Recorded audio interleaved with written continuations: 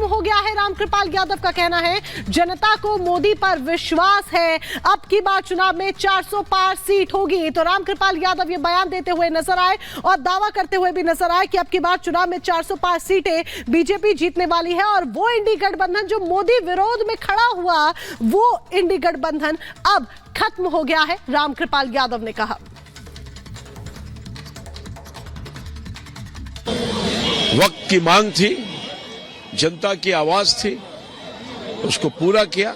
नीतीश जी आए हैं तो बिहार में बहार आई है। भारतीय जनता पार्टी के साथ, भारतीय जनता पार्टी के साथ नहीं थे तो सब खराब हो गया था। और अनूप हमारे साथ जुड़े, अनूप का रुख करते हैं। अनूप, दो नाम सामने आ रहे हैं। सम्राट चौधरी का नाम सामने आ रहा है, इसके अलावा विजय सिन्हा का नाम सामने आ रहा है। उम्मीद तो ये थी कि सरकार बनेगी तो सुशील मोदी का नाम सामने आएगा, या जो 2 डिप्टी सीएम पहले रह चुके हैं उनका नाम, जिनमें एक महिला भी शामिल है, वो भी आ सकती हैं, लेकिन उनका नाम नहीं, नया नाम चौंकाने वाले सामने आ रहा है। हालांकि अभी ये भी तय नहीं है। देखिए बिल्कुल आप अनामिका इस बात को समझिए, हाल के दिनों में बीजेपी का जो स्टैंड है, जो वर्क ऑफ मोड है, उसे समझने की जरूरत है, क्योंकि बीजेपी चौंकाने वाला नाम देती थी। और जिन 2 नामों का खुलासा हो रहा है, सम्राट चौधरी और विजय सिन्हा, आपको याद होगा सम्राट चौधरी जो विधान परिषद वहां नेता विपक्ष हैं और विजय सिन्हा विधानसभा में नेता विपक्ष हैं। दोनों अटैकिंग माने जाते हैं और लगातार सरकार पर निशाना भी साध रहे थे। विधानसभा स्पीकर भी रहे विजय सिन्हा, और उस समय भी आपने देखा कि कैसे सरकार के खिलाफ वो फैसला लेते थे, कैसे बोल देते थे। तो एक बड़ी रणनीति बीजेपी की तरफ से भी है कि अगर किसी तरह से कोई बात होगी तो दोनों अटैकिंग है, विरोध भी कर सकते हैं और अपनी बात प्रखर तरीके से सामने रख सकते हैं। ये 2 नाम बड़े महत्वपूर्ण है बीजेपी के लिए, बिल्कुल आगे झंडा बुलंद किए हुए थे और इन नामों को सामने रखकर बीजेपी ने बड़ा मैसेज दिया है कि आगे बीजेपी और भी कई चौंकाने वाले फैसले ले सकते हैं। इसी बीच एक और अपडेट आपको बता दें कि शपथ ग्रहण का समारोह को जो वक्त है वो 5 बजे तय किया गया है। जो जानकारी मिल रही है अपडेट कर सकते हैं, 5 बजे का वक्त बताया जा रहा है कि 5 बजे राज्यपाल ने उन्हें शपथ ग्रहण के लिए बुलाया है और 5 बजे शपथ ग्रहण समारोह होगा। इस वक्त अंदर खाने बैठक चल रही है, सेम आवास के अंदर जो एनडीए के विधायक हैं उनके साथ ये बैठक चल रही है, लेकिन उसके बाद 5 बजे तमाम लोग निकलेंगे शपथ ग्रहण के लिए। 5 बजे का वक्त और 5 बजे साक्षी बनेंगे तमाम लोग एक बार फिर। बिल्कुल अनूप, आपके पास हम लौटेंगे। एक और बड़ी जानकारी, एक और बड़ी खबर मिल रही है और इस खबर के मुताबिक शपथ ग्रहण में शामिल होंगे जेपी नड्डा। नड्डा के साथ पटना आ रहे हैं चिराग पासवान भी। करीब शाम 5 बजे का वक्त बताया जा रहा है जब शपथ ग्रहण समारोह होगा। 9वीं बार नीतीश कुमार मुख्यमंत्री पद की शपथ लेंगे, जेपी नड्डा भी इसमें शामिल होंगे और यह बताया जा रहा है कि नड्डा के साथ चिराग पासवान भी आ रहे हैं। 5 बजे का वक्त शपथ ग्रहण समारोह का। जब शपथ ग्रहण समारोह होगा, चिराग पासवान को जैसी जानकारी लगी कि ये जो पूरी सुगबुगाहट है, उन्होंने कहा भी कि वो सही। अनामिका काली लगातार हमारे साथ बनी हुई है। अनामिका काली, चिराग पासवान भी जेपी नड्डा के साथ आ रहे हैं। कल हमने देखा था कि चिराग पासवान जैसे ही जानकारी उन तक एकदम क्लियर तरीके से पहुंची कि एनडीए के साथ नीतीश फिर से आ रहे, कुछ असहज से चिराग पासवान नजर आए तो उन्होंने कहा कि हमें हमारा हिस्सा चाहिए, हमें हमारा हक मिले। क्या लग रहा है चिराग पासवान पहुंचेंगे, वहां से क्या कोई जानकारी मिल पा रही है, वहां कोई बातचीत हुई है नई सरकार के स्वरूप को लेकर, प्रारूप को लेकर? देखिए, जो जानकार बता रहे हैं वो यही बता रहे हैं कि नीतीश कुमार से संबंध उनके वो बहुत बेहतर पहले से भी नहीं रहे हैं। ये बात सभी जानते हैं। इसीलिए इस बार जब कहा गया कि जब बीजेपी गठबंधन करने जा रही है बिहार में नीतीश कुमार के साथ, तो वो वाकई में असहज हो गया और वो दिल्ली पहुंचे सीधे अपनी बात रखने के लिए। अमित शाह से उन्होंने मुलाकात भी की, अपनी बात भी रखी और सूत्र ये बता रहे हैं कि उनको बीजेपी की ओर से आश्वासन भी दिया गया है और शायद यही वजह है कि वो जेपी नड्डा के साथ ही बिहार पहुंच भी रहे। हालांकि सरकार में उनकी भूमिका क्या होगी इसको लेकर अभी भी संशय बना हुआ है, लेकिन सूत्र ये बता रहे हैं कि मंत्री पद को लेकर के शायद बात बन चुकी है।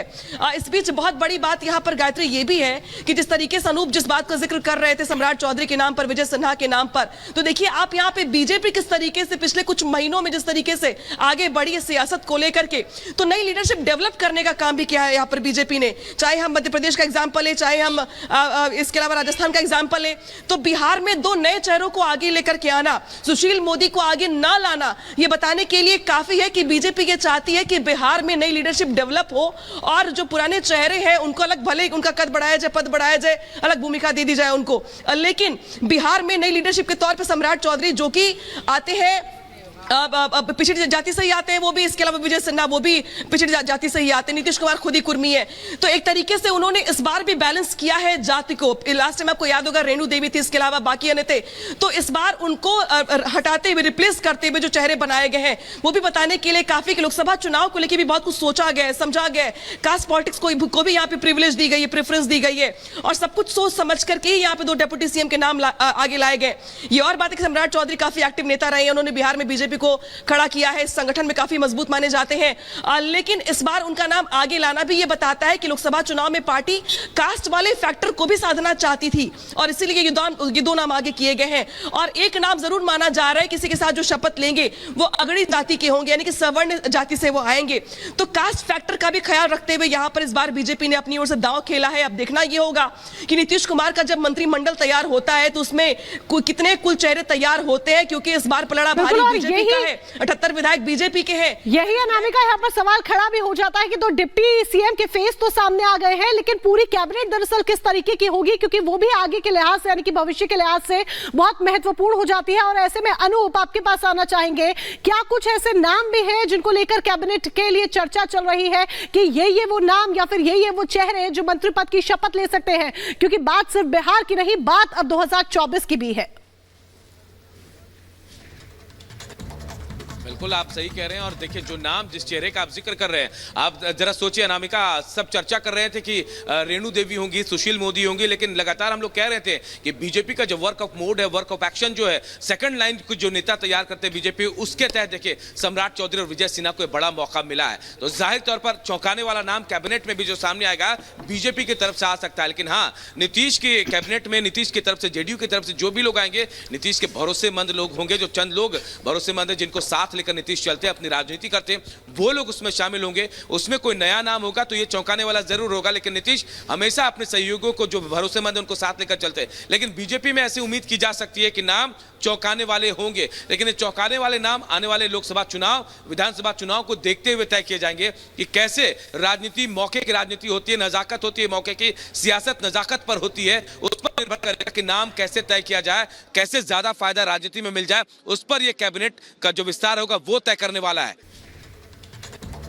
बिल्कुल आप सही कह रहे हैं। और देखिए जो नाम जिस चेहरे का आप जिक्र कर रहे हैं, आप जरा सोचिए अनामिका, सब चर्चा कर रहे थे कि रेणु देवी होंगी, सुशील मोदी होंगी, लेकिन लगातार हम लोग कह रहे थे कि बीजेपी का जो वर्क ऑफ मोड है, वर्क ऑफ एक्शन जो है, सेकंड लाइन को जो नेता तैयार करते हैं बीजेपी, उसके तहत देखिए सम्राट चौधरी और विजय सिन्हा को बड़ा मौका मिला है। तो जाहिर तौर पर चौंकाने वाला नाम कैबिनेट में भी जो सामने आएगा बीजेपी की तरफ से आ सकता है। लेकिन हाँ, नीतीश की कैबिनेट में नीतीश की तरफ से, जेडीयू की तरफ से जो भी लोग आएंगे, नीतीश के भरोसेमंद लोग होंगे, जो चंद लोग भरोसेमंद है जिनको साथ लेकर नीतीश चलते हैं, अपनी राजनीति करते हैं, वो लोग उसमें शामिल होंगे। उसमें कोई नया नाम होगा तो ये चौंकाने वाला जरूर होगा, लेकिन नीतीश हमेशा अपने सहयोगियों को जो भरोसेमंद है उनको साथ लेकर चलते हैं। लेकिन बीजेपी में ऐसी उम्मीद की जा सकती है कि नाम चौंकाने वाले होंगे, लेकिन ये चौंकाने वाले नाम आने वाले लोकसभा चुनाव, विधानसभा चुनाव को देखते हुए तय किए जाएंगे कि कैसे राजनीति, मौके की राजनीति होती है, नजाकत होती है, मौके की सियासत नजाकत पर होती है, उस पर निर्भर करेगा कि नाम कैसे तय किया जाए, कैसे ज्यादा फायदा राजनीति में मिल जाए, उस पर यह कैबिनेट का जो विस्तार होगा वो तय करने वाला है।